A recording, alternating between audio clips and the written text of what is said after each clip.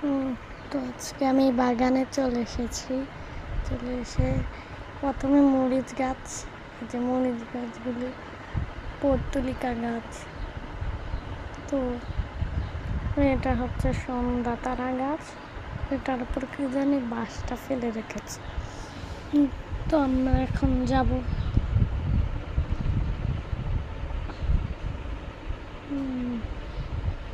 এটা পুঁই শাক গাছ।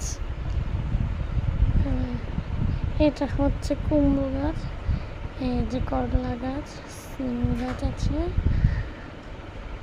কিসের একটা জানি আওয়াজ হচ্ছে, সে একটা আওয়াজ হলো, তো দেখতে হবে কিসের আওয়াজ হচ্ছে। চলো, দেখো গাছ থেকে আম পড়েছে। এই যে আম, আরও আছে আম। এই গাছ থেকে আম পড়েছে, আমটা পড়েছে।